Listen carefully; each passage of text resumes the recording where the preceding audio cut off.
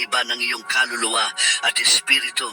Bagamat marami ang naniniwalang magkatulad ang mga ito, hindi ito totoo. Ang pagkilala sa pagkakaiba ng iyong kaluluwa at espiritu ay maaaring malalim na makaapekto sa iyong espiritual na paglalakbay. Isipin mo ang isang sandali na ikaw ay labis na nadadala ng emosyon, ngunit pakiramdam mo ay hiwalay ka sa anumang panloob na kapanatagan. Ito ay maaaring magpakita ng pagkakaiba sa pagitan ng iyong kaluluwa at espiritu. Ngayon, tingnan natin ang sinasabi ng Biblia tungkol sa dalawang konseptong ito.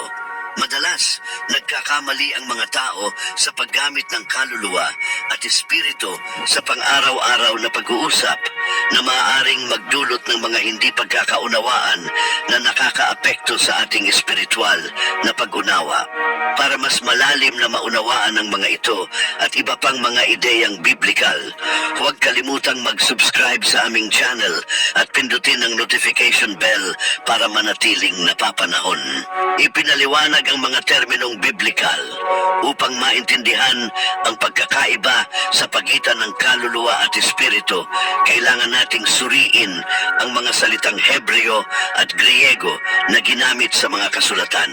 Sa Hebreo, ang salita para sa kaluluwa ay nephesh, na karaniwang makikita sa lumang tipan. Ang nephesh ay maaaring tumukoy sa isang buhay na nilalang, buhay mismo, o ang pinakaloob na pagkatao. Ito ay naaangkop sa tao at hayop na nagpapahiwatig ng puwersa ng buhay sa loob. Halimbawa, sa Genesis 1.20, sinabi ng Diyos, hayaang lumangoy ang mga tubig ng maraming buhay na nilalang at hayaang lumipad ang mga ibon sa ibabaw ng lupa sa kalawakan ng langit. Dito, ang nephesh ay nauugnay sa mga buhay na nilalang. Ito rin ay lumalabas sa mga kontekstong may kinalaman sa emosyon at pagnanasa tulad ng sa Genesis 34, tatlo kung saan sinasabing hinangad ng kaluluwa ni Shechem si Dina. Ang salitang nephesh ay lumitaw ng mahigit 700 beses. Binibigyang diin ang kahalagahan nito sa pag-unawa sa buhay, emosyon at kalooban sa mga tekstong biblikal. Sa bagong tipan na isinulat sa Griego, ang salitang asterisk, psyche asterisk ay ginamit upang ipahayag ang mga katulad na ideya. Ang psyche ay maaaring tumukoy sa buhay o sa pinakaloob na sarili, madalas na iniuugnay sa isip at emosyon. Ang konseptong ito ay tumutukoy sa diwa ng isang tao. Halimbawa, sa Mateo 10:28, pinapayuhan na huwag matakot sa mga pumapatay ng katawan, ngunit hindi makakapatay ng kaluluwa. Sa halip, matakot sa isang makakasira ng parehong kaluluwa at katawan sa impyerno. Dito, ang psyche ay kumakatawan sa sentro ng emosyon, pagnanasa at pagmamahal. Ipinapakita nito ang komplikasyon ng mga damdamin at proseso ng pag-iisip ng tao, tulad ng ipinakita sa Lucas 12 at 11 kung saan isang mayamang lalaki ang nagsasalita sa kanyang kaluluwa tungkol sa kanyang kayamanan. Kaluluwa, mayroon kang maraming mga kalakal na naitabi para sa maraming taon. Magpahinga ka, kumain, uminom, at magpakasaya. Sa mga turo ng mga pilosopong Griego, ang terminong asterisk, psyche asterisk ay ginamit upang ilarawan ang mga di mahahawakang elemento ng pag-iral ng isang tao na malaki ang naimpluwensyahan sa sinaunang Kristiyanong pag-iisip. Samantala, sa kulturang Hebreo, ang espiritu ay kilala bilang ruach na isinasalin sa hangin o hininga, sumisimbolo sa nagbibigay buhay na puwersa ng Diyos. Ang salitang ito ay nagpapakita ng mas malalim na espiritual na realidad. Halimbawa, sa Ezekiel 37 talata 5-6, ang banal na gawa ng paghinga ng buhay sa mga tuyong buto ay binibigyang diin ang espiritual na kahalagahan ng ruach, isang termino na malawakang ginamit sa buong lumang tipan upang tukuyin ang dinamikong presensya at kapangyarihan ng Diyos. Sa kabilang banda, sa mga tekstong Griego, ang salitang asterisk, pneuma asterisk, ay tumutukoy sa hininga o espiritu, madalas sa mga konteksto tungkol sa banal na espiritu. Kinakatawan nito ang banal at hindi nakikitang aspeto ng isang tao. Binibigyang diin sa Juan 3:6, ang ipinanganak sa laman ay laman at ang ipinanganak sa espiritu, pneuma, ay espiritu na nagpapahayag ng espiritual na kalikasan ng pneuma. Mahalaga ang elementong ito sa pag-unawa sa ating panloob na espiritual na koneksyon sa Diyos na naglalarawan sa mga ugat ng banal na kaliwanagan at patnubay. Makikita ito sa Gawa 2:4, kung saan ang mga disipulo na napuspos ng banal na espiritu, pneuma, ay nagsimulang magsalita sa iba't ibang wika ayon sa kakayahang ibinigay ng espiritu.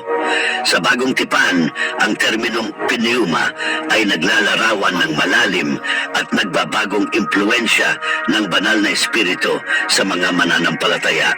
Ayon sa naratibo ng Biblia, ang kaluluwa ay sentral sa personal na pagkakakilanlan ng isa na kinabibilangan ng mga emosyon, pagnanasa at kagustuhan.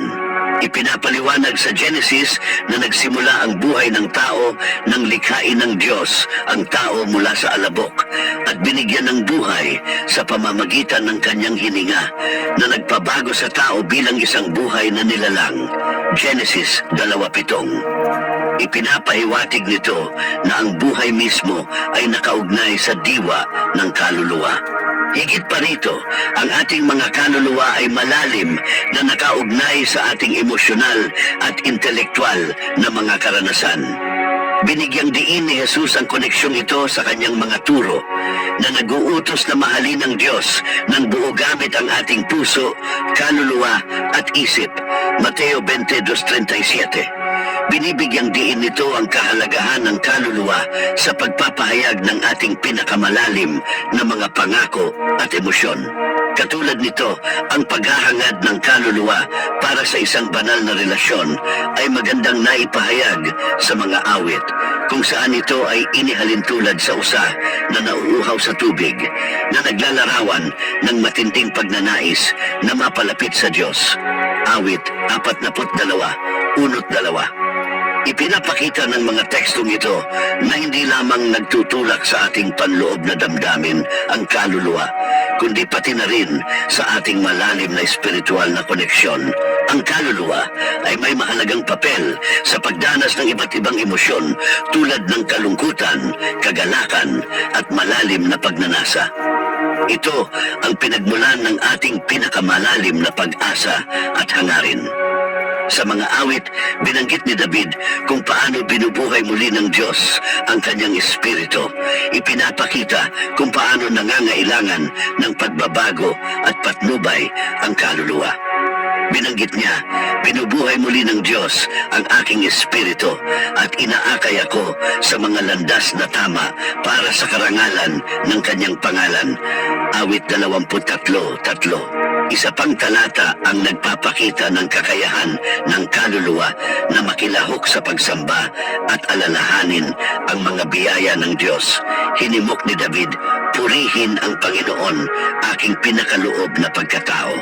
Purihin ang kanyang banal na pangalan at alalahanin ang lahat ng kanyang kabaitan. Awit 103:1-2.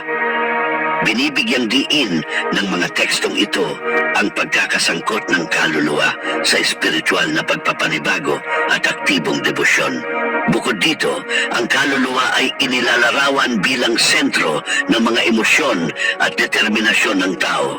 Sa isang masidhing personal na sandali, inihayag ni Hana ang kanyang dalamhati sa pari na si Eli sa pagsasabing, "Ako ay isang babaeng labis na nababagabag.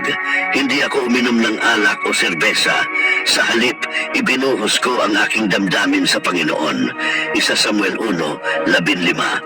Ipinapakita nito na ang kaluluwa ay sisidlan para sa pagpapahayag ng kanyang malalim na pighati at mga hangarin sa Diyos. Ang mga pakikibakang kinakaharap natin sa loob ay nakasalalay din sa kaluluwa, tulad ng inilarawan sa sulat ni Pablo sa mga taga-Roma. Tunay kong kasiyahan ang pagsunod sa batas ng Diyos sa loob. Ngunit nakikita ko ang ibang batas na gumagana sa aking katawan.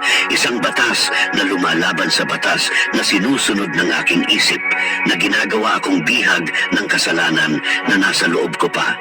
Roma 7:22-23.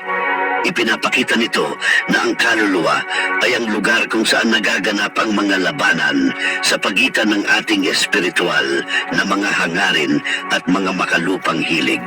Dagdag pa, ang koneksyon sa pagitan ng kaluluwa at pisikal na katawan ay malinaw na ipinapakita sa mga tekstong tulad ng awit 35. Siyam, kung saan sinasabi, kung magkagayon ay magdiriwang ang aking kaluluwa sa Panginoon, nagagalak sa kanyang pagliligtas. Ang mga pagdiriwang ng kaluluwa ay kadalasang lumalabas bilang pisikal na mga aksyon tulad ng pagkanta, pagsayaw o pagtaas ng mga kamay sa pagpupuri. Ipinapakita rin ng kwento ni Elijah ang kapasidad ng kaluluwa para sa pagkasipayo. Nahaharap sa malaking presyon, ipinahayag ni Elijah ang kanyang pagod sa Diyos sa isang hari 19 at 4 na sinasabi, "Sapat na, Panginoon, kunin mo na ang aking buhay, sapagkat hindi ako mas mahusay kaysa sa aking mga ninuno." Ipinapahayag ng talatang ito ang kahinaan ng kaluluwa at pangangailangan para sa banal na pangangalaga. Kahanga-hanga, tumugon ang Diyos sa panawagan ni Elijah sa pamamagitan ng pagbibigay ng pagkain, pahinga at bagong direksyon. Sa gayon ay muling pinasigla ang kanyang espiritu. Kung nakikita mo ang sarili mo sa pagsisiyasat ng kaluluwa at espiritu, pakiclick ang like button at ibahagi ang video na ito sa iyong network para palawakin ang ating komunidad ng mga nag-aaral. Ang espiritu ay natatanging responsable sa paghubog ng ating koneksyon sa Diyos. Ipinaliwanag sa mga ngaral na ang katawan ay bumabalik sa lupa kung saan ito nanggaling, at ang espiritu ay umaakyat sa Diyos na nagkaloob nito. Mga ngaral 12:7. Binibigyang diin ang espiritu bilang isang celestial na regalo na muling nakikipag-isa sa Diyos pagkatapos mamatay. Sa gayon, ipinapakita ang walang hanggang katangian nito. Ang espiritu ay madalas na nailalarawan bilang banal na hininga na nagbibigay buhay sa atin. Sinasabi sa Ebanghelyo ni Juan, ang Diyos ay espiritu at ang mga sumasamba ay dapat gawin ito ng may katapatan at sa espiritu. Juan 4:2-4. Binibigyang diin ang mahalagang papel ng espiritu sa pagbubuo ng tunay na bono at karanasan sa pagsamba sa Diyos. Bukod dito, inilalarawan sa Roma, ang espiritu mismo ang nagpapatunay kasama ng ating sariling espiritu na tayo ay mga anak ng Diyos. Roma 8:16, na nagpapahiwatig na ang ating espiritu ang daluyan kung saan natin kinikilala ang ating banal na pagkaanak. Ang pangangailangan ng espiritu sa ating spiritual na paggising at pagbabagong buhay ay binigyang diin din. Ang mga salita ni Jesus, ang ipinanganak sa laman ay laman, at ang ipinanganak sa espiritu ay espiritu. Juan 3:6 ay naglalarawan ng transformatibong kapangyarihan ng banal na espiritu sa pagpapanibago ng ating espiritual na diwa. Sa gayon ay muling binubuhay ang ating koneksyon sa banal. Ang mga bunga ng pamumuhay sa espiritu na inilarawan bilang pag-ibig, kagalakan, kapayapaan, pagtitiis, kabaitan, kabutihan, katapatan, kaamuan, at pagpipigil sa sarili. Galatia 5:22-23 ay nagpapakita kung paano hinuhubog ng espiritu ang ating mga sarili upang mas malapit na makapagpahayag ng mga banal na katangian.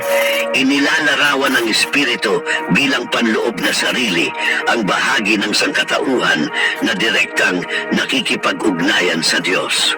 Sa Roma 8:9, ipinaliwanag ni Pablo, hindi ka pinamumunuan ng laman, kundi ng espiritu, basta't naninirahan sa iyo ang espiritu ng Diyos. Ang mga walang espiritu ni Kristo ay hindi kabilang sa Kanya. Binibigyang diin ng talatang ito kung gaano kahalaga ang Espiritu sa paghubog ng ating Kristiyanong pagkakakilanlan. Bukod dito, ang Espiritu ang ating daluyan para sa banal na karunungan at mga pananaw. Ayon sa Efeso 1:17, ang Diyos ng ating Panginoong Hesukristo, ang Ama ng kamahalan, ay maaaring magkaloob sa iyo ng isang espiritu ng karunungan at paghahayag na nagpapahintulot sa iyo na makilala siya ng lubos. Iminumungkahi nito na ang ating espiritu ang daan kung saan natatanggap natin ang karunungan ng Diyos at mas malalim na mga pananaw sa kanyang karakter at mga plano. Bukod dito, ang Espiritu ang nagpapalakas sa mga mananampalataya na mabuhay ang kanilang pananampalataya ng may katapangan. Binanggit sa mga gawa 1:8, pagkakalooban ka ng kapangyarihan kapag bumaba sa iyo ang banal na Espiritu, at ikaw ay magpapatotoo tungkol sa akin sa Jerusalem at sa buong Judea at Samaria at hanggang sa mga dulo ng mundo. Ipinapahiwatig nito na ang Espiritu ang nagpapahanda sa atin na aktibong ibahagi at ipalaganap ang Ebanghelyo. Ang kritikal na papel ng Espiritu sa panalangin ay higit pang nilinaw sa Roma 8:20 hanggang 27. Katulad din, tinutulungan tayo ng Espiritu sa ating kahinaan. Madalas ay hindi natin alam kung ano ang ipapanalangin, ngunit ang mismong Espiritu ang namamagitan para sa atin nang may mga buntong hiningang hindi maipahayag sa salita. At ang nakakakilala ng mga puso ay nakakaalam ng layunin ng Espiritu, habang ito ay namamagitan para sa mga tao ng Diyos alinsunod sa kalooban ng Diyos. Binibigyang diin nito kung paano sinusuportahan tayo ng Espiritu sa panalangin. Tinitiyak na ang ating mga kahilingan ay naaayon sa kalooban ng Diyos. Ang banal na Espiritu ay gumaganap ng mahalagang papel sa pamamahagi ng mga espiritual na kaloob, tulad ng inilatag ni Pablo sa unang Korinto 12:4-10. Itinatala ng sipin na ito ang iba't ibang mga kaloob na ipinagkaloob ng Espiritu, kabilang ang pangunawa, pagkaunawa, pambihirang pananampalataya, mga kakayahang magpagaling, gumawa ng mga himala, maghula, makilala ang mga espiritu, magsalita sa iba't ibang mga wika, at isalin ang mga wikang iyon. Ang mga kakayahang ito ay mga pagpapahayag kung paano pinalalakas ng Espiritu ang mga mananampalataya na mag-ambag sa paglago ng komunidad ng mga Kristiyano. Kami ay sabik na marinig kung ano ang iniisip mo tungkol sa pagkakaiba sa pagitan ng kaluluwa at espiritu. Mangyaring ibahagi ang iyong mga saloobin at sumali sa talakayan sa seksyon ng mga komento sa ibaba. Ang pagsusuring paghahambing ay nagpapakita ng masalimuot na pagkakaiba sa pagitan ng kaluluwa at espiritu sa kontekstong biblikal. Ang kaluluwa ay sumasaklaw sa ating intelektual, mga pagnanasa at emosyon, samantalang ang espiritu ay kumakatawan sa banal na diwa na nag-uugnay sa atin sa Diyos. Ang Hebreo 4:12 ay nagbibigay ng mahalagang obserbasyon, sapagkat ang salita ng Diyos ay buhay at gumagana, higit na matalim kaysa sa anumang tabak na may 2 talim, umaabot hanggang sa paghihiwalay ng kaluluwa at espiritu at ng mga kasukasuan at utak. Ito ay tumutukoy sa mga intensyon at mga kaisipan ng puso. Ipinahihiwatig ng kasulatang ito na bagaman magkasanib ang kaluluwa at espiritu, maaari silang pag-ibahin sa pamamagitan ng tumpak na paghuhukom ng salita ng Diyos. Ang 1 Tesalonica 5:23 ay nag-aalok ng isang komprehensibong pananaw. Naway ang Diyos ng kapayapaan mismo ang magpadalisay sa inyo ng lubusan, at naway mapanatili ng buo at walang kapintasan ang inyong espiritu, kaluluwa at katawan sa pagdating ng ating Panginoong Hesukristo. Ipinapakita ng talatang ito na bagaman magkaiba ang kaluluwa at espiritu, kapwa sila mahalaga sa ating kabuuan at sa ating pagpapakabanal. Binibigyang diin ang ating komplikadong kalikasan bilang mga nilalang na may magkakaugnay na mga aspeto. Mahalaga ang pagkakaiba sa pagitan ng kaluluwa at espiritu sa kanilang mga tungkulin. Ang kaluluwa ay nauugnay sa ating pakikipag-ugnayan sa mundo at emosyon na nagsisilbing ating psikolohikal na aspeto na humuhubog sa ating mga pagpili at pag-uugali. Sa kabaligtaran, ang espiritu ay kumakatawan sa ating espiritual na aspeto na nagtuturo sa atin patungo sa Diyos at sa mga bagay na walang hanggan.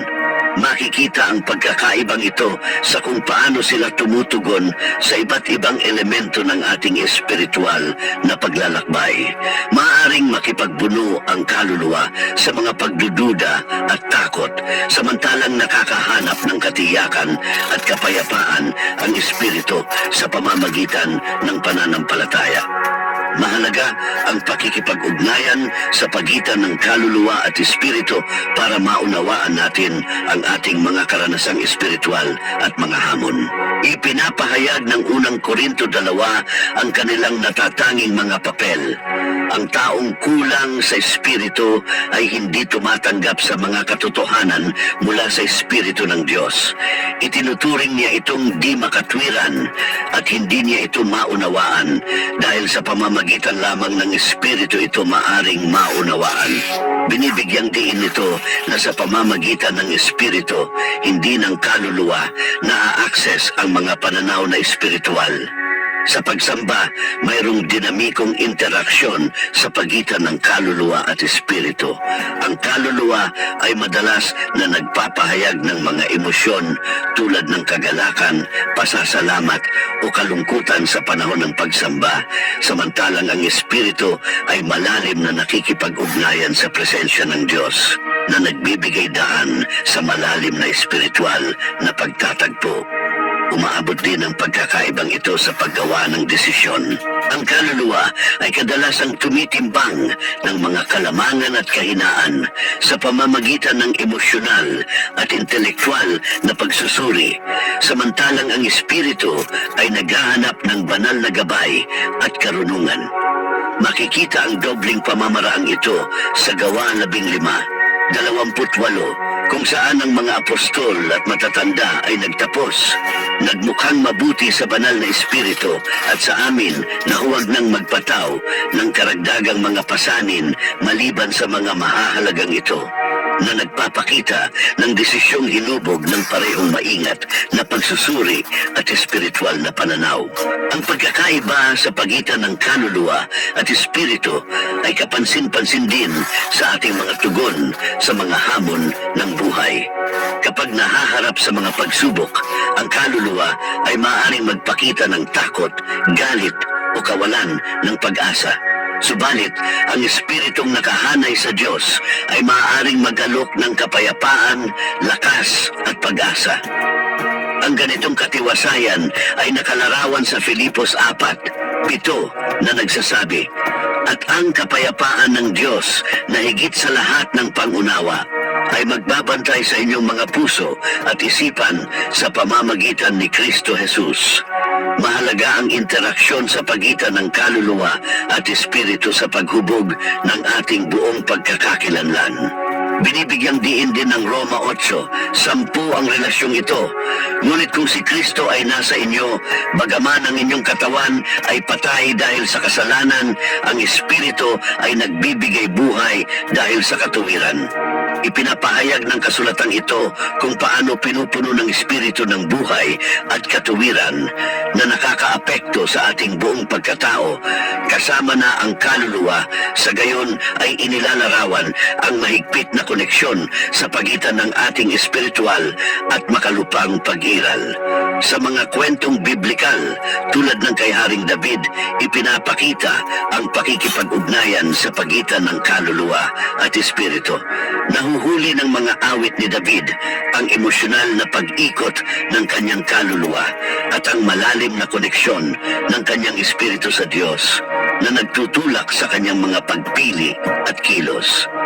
Ang kanyang taimtim na panalangin sa awit 51, Isa, likhain mo sa akin ang isang dalisay na puso, O Diyos, at gawing matatag ang aking espiritu, ay nagpapahayag ng kanyang pagnanais para sa espiritual na paglilinis at pagbabago. Ipinapakita ng panalangin ito ang komplikadong ugnayan sa pagitan ng kaluluwa at espiritu sa kanilang magkasamang paghahanap ng banal na pagbabago. Ang dinamikong interaksyon sa pagitan ng kaluluwa at espiritu ay halata sa kung paano natin nararamdaman ang paniniwala at tumatanggap ng banal na patnubay. Habang maaaring balisa ang kaluluwa dahil sa mga kawalan ng katiyakan at takot, ang espiritu naman ay napapanatag at nabibigyang direksyon ng banal na espiritu. Nakakatulong ang mahalagang koneksyong ito sa atin na harapin ang mga hadlang sa buhay na may malinaw na banal na misyon at pananaw. Halimbawa, sa panahon ng pagsubok ni Jesus sa ilang, tulad ng inilarawan sa Mateo 4:1-11, bagaman pinangunahan ng Espiritu sa pag-iisa, nakaharap ni Jesus ang mga tukso na sumubok sa kanyang pisikal at emosyonal na katatagan. Ang kanyang tagumpay laban sa mga tukso ay bunga ng katatagan ng kanyang espiritu na nasa pagkakaisa sa Diyos. Katulad nito, ipinapakita ng kwento ng mga paglalakbay ni Pablo sa mga Gawa 16, 6-10, ang impluensya ng banal na espiritu sa paggabay sa mga desisyon na lumalagpas sa ating agarang damdamin o lohikal na pangangatwiran. Pinatnubayan ng banal si Pablo at ang kanyang mga kasama na huwag mangaral sa Asya kundi pumunta sa halip sa Macedonia. Ipinapakita ng episodyong ito na ang espiritual na patnubay ay maaaring magdala sa atin sa hindi inaasahang mga direksyon. Tinitiyak na tayo ay naaayon sa mas malawak na layunin ng Diyos. Ang kwento ni Jose sa Lumang Tipan ay malinaw na nagpapakita ng pakikipag-ugnayan sa pagitan ng kaluluwa at espiritu. Sa kabila ng matinding emosyonal na paghihirap at pagtataksil, nanatiling konektado ang kaluluwa ni Jose sa Espiritu ng Diyos, na sa huli ay nagdulot sa kanya upang magpatawad at makipagkasundo sa kanyang mga kapatid. Katulad din, ipinapakita ng naratibo ni Daniel sa Kabanata 6 ang konseptong ito. Ang kanyang dedikasyon sa panalangin, espiritu, sa gitna ng mga nagbabantang panganib at pampulitikang kaguluhan, kaluluwa, ay nag-highlight sa lakas na nagmumula sa matibay na espiritual na ugnayan sa Diyos. Ang katatagan at pagtitiwala ng espiritu ni Daniel sa Diyos ang nagbigay daan sa kanya upang makayanan ang matitinding emosyonal at pisikal na hamon. Ang aklat ni Job ay masidhing naglalarawan ng dinamika sa pagitan ng kaluluwa at espiritu. Nagtiis si Job ng matinding pagdurusa at desperasyon sa antas ng kaluluwa, ngunit ang kanyang espiritu ay matatag na naghahanap ng pag-unawa at hustisya mula sa Diyos. Ang kanyang pahayag sa Job 11:25-27, alam kong nabubuhay ang aking manunubos at siya ay tatayo sa lupa sa huli. At pagkatapos, masira ang aking balat. Gayunpaman, mula sa aking laman ay makikita ko ang Diyos, na makikita ko para sa aking sarili at ang aking mga mata ay titingin at hindi iba. Kung paano nananabik ang aking puso sa loob ko ay nagbubuod sa kanyang matibay na pananampalataya. Binibigyang diin ng talatang ito kung paano tinulungan ng malalim na paniniwala ni Job sa kanyang espiritu na malampasan ang matinding sakit na naranasan ng kanyang kaluluwa. Ang mga pananaw sa teolohiya sa pagkakaiba sa pagitan ng kaluluwa at espiritu ay nagpalago ng makabuluhang debate sa kasaysayan. Ang mga unang ama ng simbahan at mga kontemporaryong teologo ay nag-alok ng iba't ibang interpretasyon sa paksang ito. Ang mga historikal na figura tulad nina Agustin at Tomas de Aquino ay nag-aral sa mga komplikasyon ng koneksyon ng kaluluwa sa diwa ng tao at ang papel ng espiritu sa pakikipag-ugnayan sa Diyos.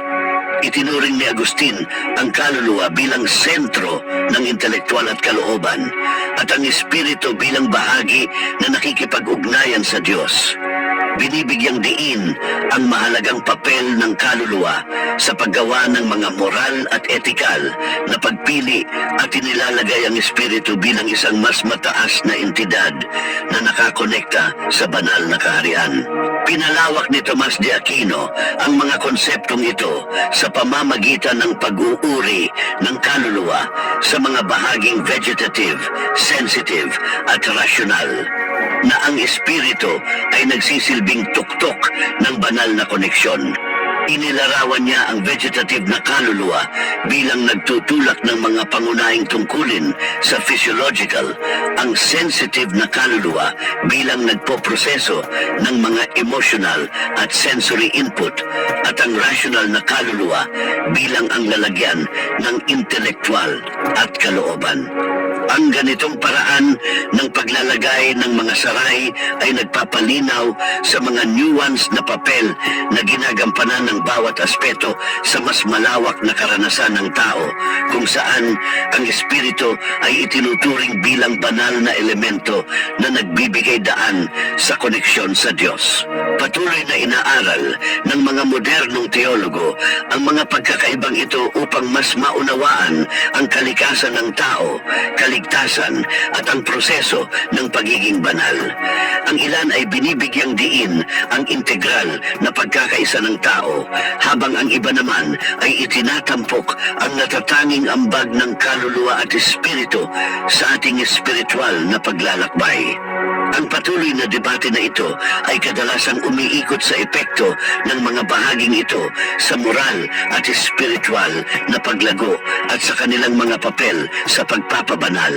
Ang iba't ibang denominasyon ng Kristyanismo ay nagkakaiba sa pagbibigay diin sa mga konseptong ito. Halimbawa, ang mga pangkat ng Pentecostal ay madalas na binibigyang pansin ang mga karanasang aspeto ng espiritu, nakatuon sa mga espiritual na kaloob at direkta mga interaksyon sa banal na espiritu. Sa kabilang banda, ang iba pang tradisyon ay maaaring mas nakatuon sa papel ng kaluluwa sa paggawa ng etikal at moral na desisyon na binibigyang diin ang pagpapaunlad ng karakter at virtud. Si John Wesley, ang tagapagtatag ng Methodismo, ay partikular na binigyang diin ang pagbabago ng kaluluwa sa pamamagitan ng santifikasyon, isang magkasanib na pagsisikap ng kaluluwa at espiritu.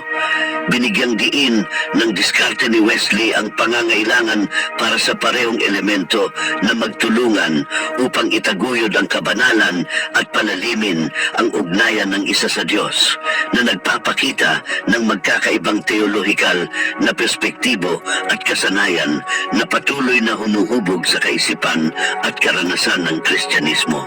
Sa loob ng tradisyon ng Reformed, tulad ng itinaguyod ng mga figura tulad ni John Calvin, may malakas na diin sa likas na kasalanan ng kalikasan ng tao at ang mahalagang pangangailangan para sa espiritual na muling pagsilang. Binigyang diin ni Calvin ang ganap na soberanya ng Diyos at ang mahalagang papel ng banal na espiritu sa pagbabago ng buhay ng isang mananampalataya.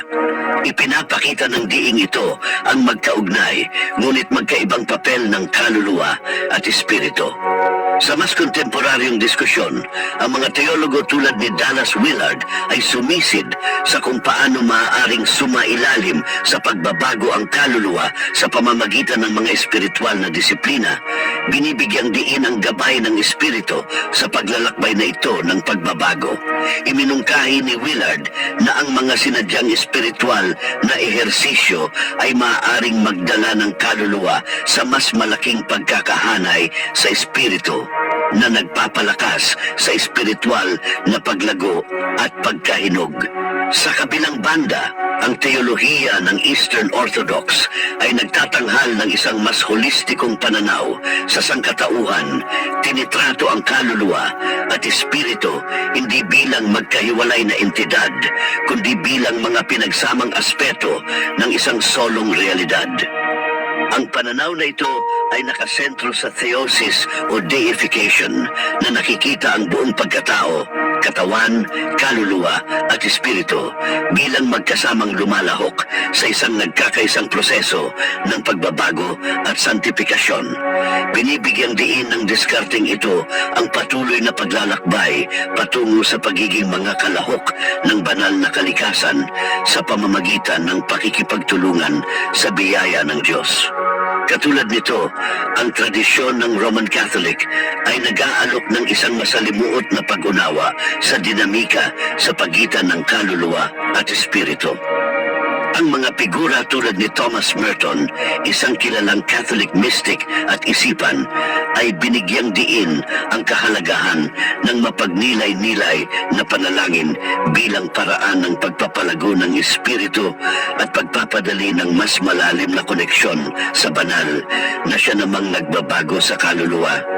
Ipinahihiwatig ng mga pananaw ni Merton na ang malalim, mapagnilay-nilay na panalangin ay maaaring maging isang makapangyarihang kasangkapan sa espiritual na paglago na nagdadala ng kaluluwa sa mas malapit na pakikipag-isa sa Diyos. Habang mas malalim nating sinisiyasat ang mga teolohikal na perspektibo na ito, lumilinaw na mahalaga ang pag-unawa sa pagkakaiba sa pagitan ng kaluluwa at espiritu para sa espiritual na pag-unlad. Ang kaluluwa na kinabibilangan ng ating mga iniisip, emosyon at kagustuhan ay madalas na namamayani sa ating pang-araw-araw na pakikipag-ugnayan at panloob na mga salungatan. Gayunpaman, ang paglago sa espiritual ay nagsasangkot ng paghaharmonya ng mga elementong ito sa ating espiritu na naghahanap ng pagkakahanay sa kalooban ng Diyos. Magandang na ipapahayag ito sa awit 23:3. Binubuhay niya ang aking kaluluwa.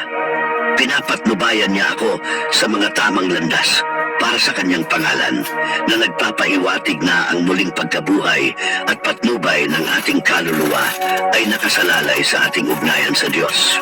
Bukod dito, inilalahad ng Galacia 5:22-23 ang mga bunga ng Espiritu: pag-ibig, kagalakan, kapayapaan, pagtitiis, kabaitan, kabutihan, katapatan, kaamuan, at pagpipigil sa sarili. Ang mga katangiang ito ay hindi lamang mga bertud na dapat nating hangarin. Sila ay mga patunay ng transformatibong gawain ng Espiritu sa atin na humuhubog sa atin upang mas malapit na masalamin ang banal na kalikasan. Sa panalangin at pagsamba, ang pagkilala sa natatanging kontribusyon ng kaluluwa at espiritu ay nagpapalalim ng ating koneksyon sa Diyos na humahantong sa mas malawak na karanasang espiritual. Sa panahon ng panalangin, ipinahahayag ng kaluluwa ang ating pinakamalalim na mga hangarin at emosyon, habang ang espiritu naman ay nakikipag-ugnayan sa presensya ng Diyos at nakakakilala sa kanyang patnubay. Ang kamalayang ito ay nakakapagpayaman sa ating pakikisangkot sa iba't ibang espiritual na gawain. Ang mga disiplinang espiritual tulad ng pagmumuni-muni, pag-aayuno at pag-aaral ng Biblia ay mahalaga para sa pagpapalago ng kaluluwa at espiritu na nagtataguyod ng paglago sa parehong emosyonal at espiritual na larangan. Ang pagmumuni-muni ay nagsasangkot ng malalim na pagbulay-bulay sa mga teksto ng Biblia. Binubuhay ang kakayahan ng kaluluwa para sa pag-iisip at damdamin habang binubuksan ang espiritu sa mga banal na paghahayag. Ang pag-aayuno ay isang kasanayan ng pagpipigil sa sarili na nagpapakalma sa mga pagnanasa ng kaluluwa, nagbibigay sa espiritu ng higit na kaliwanagan at lapit sa Diyos. Ang regular na pag-aaral ng Biblia ay naglilingkod sa dalawang layunin. Tinuturuan nito ang ating kaluluwa sa kaalaman sa banal na kasulatan habang espiritual na pinayayaman tayo. Sa gayon ay humuhubog sa ating kabuuang karakter at pananampalataya. Ang pag-unawa sa dinamika sa pagitan ng kaluluwa at espiritu ay makakatulong ng malaki sa paghawak ng ating pang-araw-araw na emosyon at reaksyon. Kapag nakakaranas tayo ng stress o pagkabalisa, ang pagkaunawa na ang mga tugong ito ay nagmumula sa kaluluwa ay maaring magdulot sa atin na hanapin ang kapayapaan at direksyon sa pamamagitan ng mga espiritual na gawain tulad ng panalangin at pagmumuni-muni. Ang pananaw na ito ay kapakipakinabang din sa pagpapabuti ng ating pakikipag-ugnayan sa iba.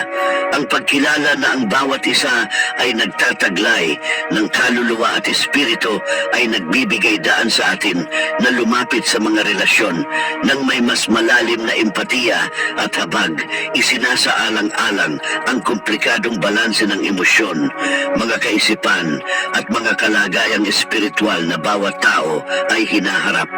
Hinahamon tayo ng Efeso 4:23 hanggang 24 na magkaroon ng pagbabago ng diwa ng isipan at tanggapin ang bagong sarili, hinuhubog ayon sa katuwiran at kabanalan ng Diyos. Ang proseso ng pagbabagong ito ay nagsasangkot ng kaluluwa at espiritu at binibigyang diin ng malalim na pagbabago na maaabot kapag inayon natin ang bawat aspeto ng ating pagkatao sa mga hangarin ng Diyos. Ang holistic na lapit na ito ay hindi lamang nagpapalalim ng ating personal na espiritualidad, kundi nagpapayaman din sa ating koneksyon sa iba.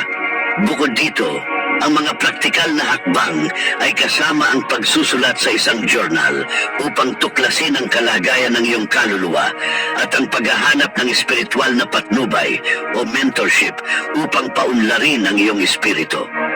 Ang pagiging bahagi ng isang relihiyosong grupo ay maaari ding magbigay ng paghihikayat at pananagutan sa iyong espiritual na landas. Ang pakikilahok sa mga gawaing kawanggawa at pagpapakita ng kabaitan ay nagdadala sa ating kaluluwa at espiritu sa pagkakatugma. Kapag tinutulungan natin ang iba, natutugunan natin ang emosyonal at intelektual na mga pangangailangan ng ating kaluluwa at ipinapakita ang pagmamahal at direksyon ng ating espiritu na hinihikayat ng banal na espiritu. Ang mga gawain tulad ng pagyakap sa katahimikan at pag-iisa ay kapakipakinabang din para sa pag-align ng kaluluwa at espiritu. Ang pagkuha ng mga pahinga mula sa araw-araw na abala ay nagpapahintulot sa ating kaluluwa na mag-relax at sa ating espiritu na makakonekta ng mas malalim sa Diyos. Ang lapit na ito ay ginaya ni Jesus sa Marcos 1:35 kung saan sinasabi na maaga sa umaga habang madilim pa, si Jesus ay bumangon, umalis sa bahay at nagtungo sa isang liblib na lugar upang manalangin. Isaalang-alang ang pagdaragdag ng mapagnilay-nilay na panalangin sa iyong rutina na kinabibilangan ng tahimik na pag-upo at pagtutuon sa presensya ng Diyos habang nakikinig sa kanyang gabay. Ang pamamaraang ito ay maaaring pagbutihin ang iyong espiritual na ugnayan at magbigay ng mga pananaw sa mga pagnanasa at hamon ng iyong kaluluwa. Ang kaluluwa at espiritu ay mahalagang bahagi ng ating pag-iral. Bawat isa ay may natatanging kontribusyon sa ating koneksyon sa Diyos at personal na pag-unlad. Sa pamamagitan ng pagkilala sa mga pagkakaiba sa banal na kasulatan sa pagitan nila, nakakakuha tayo ng mas malalim na pagpapahalaga sa ating espiritual na landas. Nagbibigay ang Biblia ng malawak na kaalaman tungkol sa kaluluwa at espiritu, at ang pagyakap sa mga aral na ito ay maaaring malaki ang maitulong sa pagyaman ng ating espiritual na buhay. Habang mas malalim nating sinisiyasat ang mga konseptong ito, umaasa tayong mas mapalapit sa pag-unawa sa banal na layunin ng ating mga buhay. Sa kabuuan, ang pagkilala sa pagkakaiba sa pagitan ng ating kaluluwa at espiritu ay nagbibigay daan sa atin na mabuhay ng may layunin.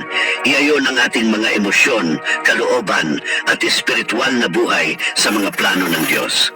Ang malawak na pananaw na ito ay humihikayat ng mas matibay na ugnayan sa Diyos, nagtataguyod ng isang maunlad at ganap na espiritual na pag-iral.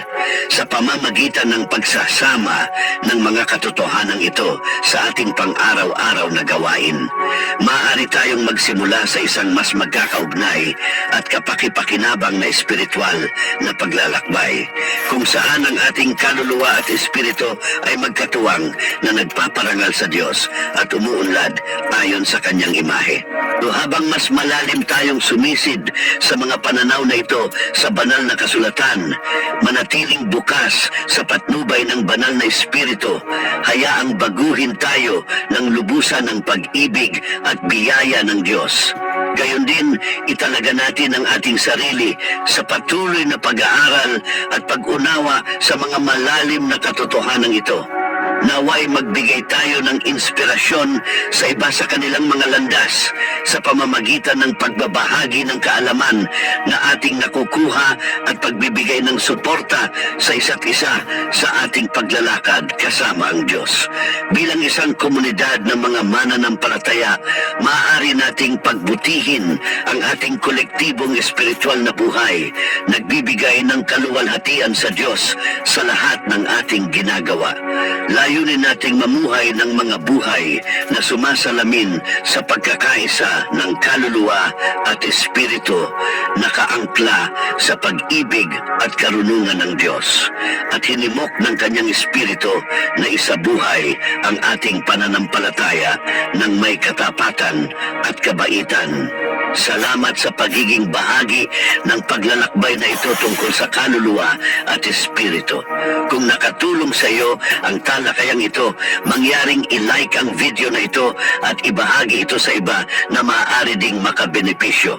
Huwag kalimutang mag-subscribe sa aming channel at pindutin ang notification bell upang manatiling napapanahon sa aming pinakabagong nilalaman. Patuloy tayong lumago ng magkasama sa ating espiritual na paglalakbay.